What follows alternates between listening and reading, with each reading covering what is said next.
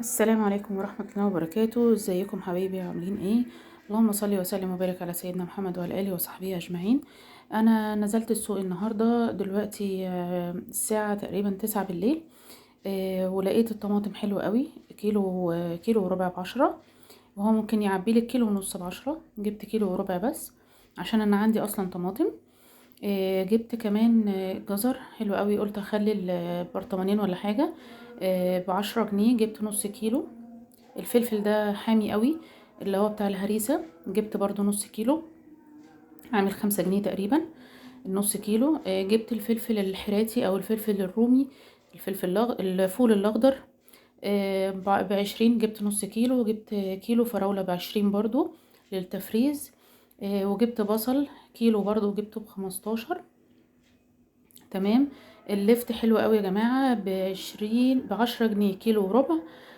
من غير العرش، بالعرش كيلو ونص. جبت كيسين ملح علشان التخليل.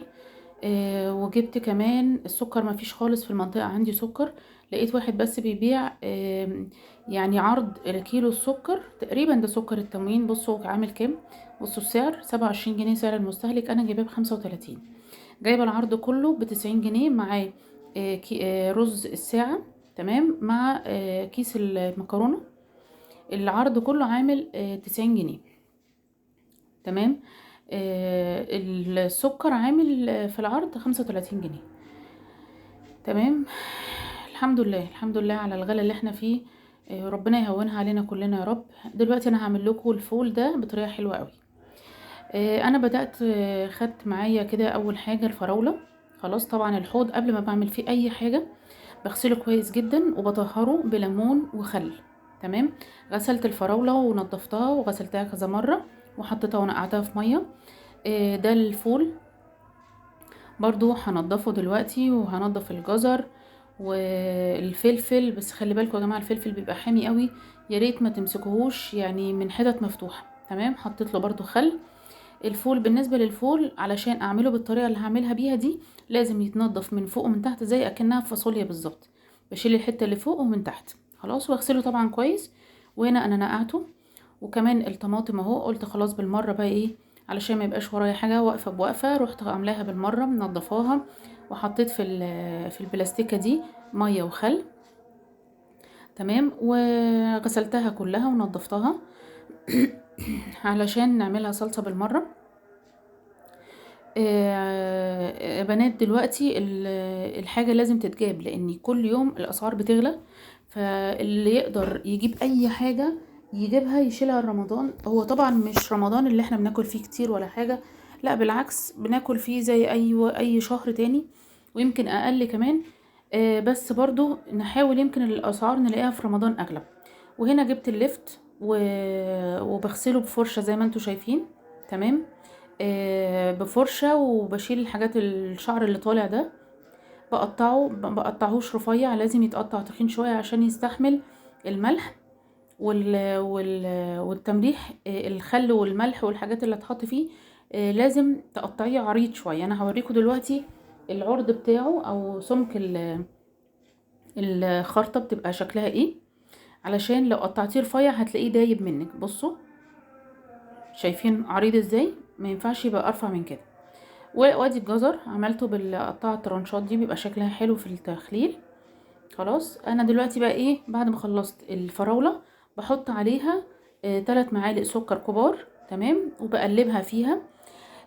ربما ما يكونش مثلا عندي سكر كفاية وقت ما اعملها. ساعة ما اطلع الكيس ممكن ما يكونش عندي سكر كفاية، فانا بقى ايه، بحط عليها السكر بتاعها وبشيلها كده بسكرها وبفرزنها. خلاص. الكيلو عمل كيسين زي ما انتوا شايفين. وادي الفلفل الحامي حطيته بقى هنا علشان ابدا في ايه، خلطة التمليح او التخليل. ضربته في الكبة الصغيرة دي.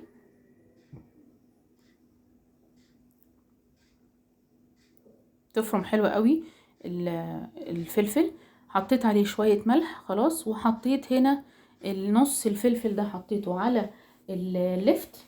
خلاص. وطبعا انا لابسة جلافز، وفضلت ادعك الفلفل والملح فين على اللفت كويس قوي.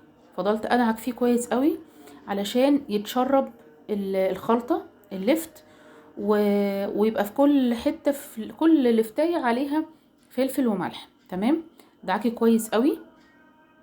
وادي الجزر كمان حطيت عليه جزء من الفلفل اللي هو بالملح ده خلاص، وبرضو دعكته كويس قوي قوي قوي علشان يتشرب برضو الخلطة دي، ما تبقاش حتة وحتة. كان عندي بقى فلفلتين كده يا عيني حزانة في الفريزر، رحت قايلة بالمرة علشان ما كسلش عنهم اكتر من كده ويتبالوا خسارة، الحاجة بقت غالية.